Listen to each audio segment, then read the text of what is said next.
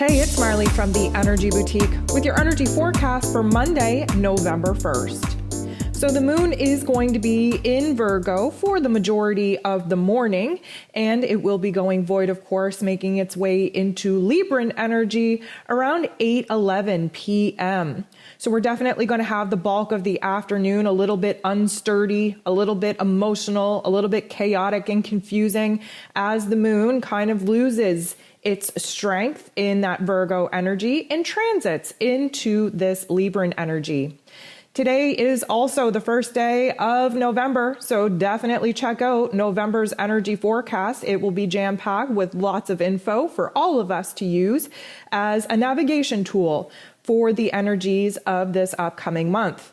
We also are smack dab in a brand new portal. We have the 111 portal. We have, of course, yesterday's Halloween Samhain portal, where the veil is at its absolute thinnest. And we will have this portal wide open, receiving intense blasts of information and energy for approximately the next 11 days. There are 13 different aspects taking place here today. 11 of them involve the moon. Some of the major aspects that we're going to talk about here today involve Mercury, the sun, and of course, the moon. Right out of the gate, Mercury trines Jupiter, and this is definitely going to push us to open our minds just a little bit more, really kind of pushing the boundaries of the circumstances we've been kind of bumping our heads up against, and definitely trying to switch the narrative into something more positive, more optimistic. We have to watch our communication styles at this particular point, as we can be a little bit extra, a little bit over dramatic. Yes, it's good to get the information out, especially sharing those deeper thoughts and feelings with those that need to hear it. Just remember that Jupiter does want to turn the volume up and magnify whatever thoughts, whatever information we are choosing to share, and we have to be sure that we are using our filters. The moon, still in Virgo, is going to sit across from and oppose Neptune, who is retrograde in his place of power in Pisces. This is definitely going to put us at odds with what is versus what could be, the matter of fact of our physical realities, and the possibilities of what is coming in through our intuition, through our vision, through our dreams. Now, we might find ourselves very torn between our heart and our head, trying to push the boundaries of our mental plane, and we might find ourselves at odds, either too focused on the details, not seeing the bigger picture, or too overwhelmed by the bigger picture and wanting to escape the circumstances altogether. We are going to have a little bit of a tension, a little bit of a push and pull, because the moon in Virgo, wrapping up its particular time here, is going to bump into Saturn, Jupiter, and then Mercury.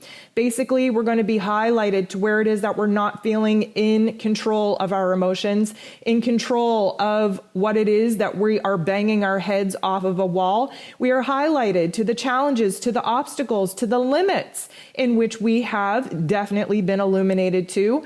And we are going to be provided a beautiful learning opportunity to really kind of push outside of that negative Nancy narrative that is coming in with all of these aha moments. Of course, in a moment of brilliance, we got to go to the darker part in order to explore all the things that could go wrong, all of the cautions, all of the anxieties. When the moon actually bumps into Jupiter, though, this is going to really illuminate for us where it is that we have to grow past this, where it is that we have to push our emotions, our thoughts, our perspective past the restrictions, past the negative narrative, past the obstacles that we've been banging our head against a wall, and open our minds that much further in order to actually see where new perspectives can emerge. We're likely going to be triggered from an outside source, an outside exterior situation, likely with someone close to us, speaking their thoughts, speaking their emotions, and of course, kind of taking us off guard. We will have an opportunity to respond instead of react. Again, we react out of ego, we respond from our higher selves. This particular trigger, this particular situation is happening so that we can clear the air. We can get our head and our heart on the same page and address whatever external influence is coming at us and really kind of provide an even keel for us to meet that other person halfway. The moon does bump into the sun. And of course, the sun in Scorpio is trying to illuminate for us where it is that we need to change, where it is we need to transform, where it is that we have to take a look at the darker parts of ourselves in order to pull out the silver linings, to pull out the aspects of power. Now, the moon in Virgo is going to kind of highlight the details, highlight the OCD, the perfectionism, the worry that we are currently having, especially where our emotions are concerned. And of course, we have to highlight these not so nice parts of us in order to see where it is that the attention, the focus, the healing is needed the most. The moon goes ahead and trines Pluto, and this is a beautiful opportunity for us to boss up. Of course, Pluto rules over Scorpio season, and of course, just bumping into the sun in Scorpio, illuminating these darker parts, illuminating these not so nice thoughts and feelings, we are going to have an opportunity to either sit in victimhood and stay in a paralysis type of state, or we are going to boss up. We are going to see where it is that we are being called to take our power back, to transform this darkness into light, this pain into power. And of course, we are going to have every single opportunity in our heart and in our head to make a major change. The sun makes a not so nice aspect with Chiron. And of course, the wounded healer is going to illuminate for us where it is that we aren't as confident as we would like, where we're feeling a little bit too vulnerable, too raw, too wide open. This is likely going to shake us up and really highlight where it is that we are indecisive on our particular path moving forward, what it is that we should do, and a little bit of doubt and guilt creep in. Why? Because we are doubting ourselves and then we're feeling bad about it. We are recognizing the different aspects, challenges, obstacles coming at us, and we've been ducking and hiding and weaving so that we don't have to face these things head on. That triggers a lot of guilt within us because we know better. And once we know better, we should be doing better. But at this particular point in time, we are choosing to kind of sit in the choppy waters of uncertainty.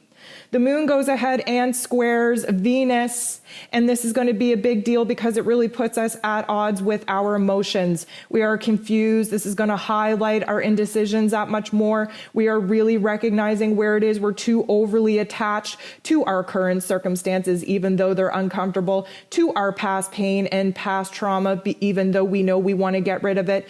And it is really preventing us from seeing the path forward, the big picture forward.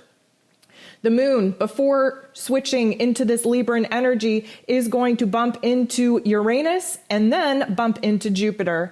This is really going to highlight for us where it is that we're feeling unstable, where it is we're feeling a little bit cray-cray, where it is that we're feeling hella confused.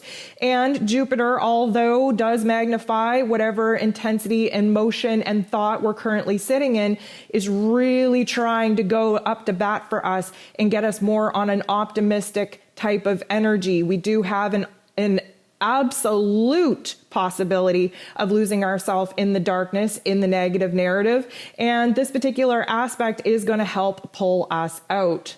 The moon then transitions into Libran energy, really trying to help us restore the peace, the balance, the harmony in our lives, trying to illuminate the good parts, the joy, the happiness, the pleasure. It is going to take us some time to definitely tap into that energy, but the moon is going to make its best effort first by bumping into Mars, really kind of firing us up, really kind of pushing us to listen to our gut, to really blend our intelligence with the intuition coming in, and of course, give us an opportunity to take a physical action and make a physical move in order to balance the scales between our heart and our head, in order for us to take one step forward on this new path that's being illuminated to us. And of course, there's still a lot of confusion. There's still a lot of details that we're not certain about, but the moon then trines the true node, helping us to see the bigger, brighter picture, helping us to rework some of the details, some of the thoughts, some of the emotions that aren't settling very well, and really providing us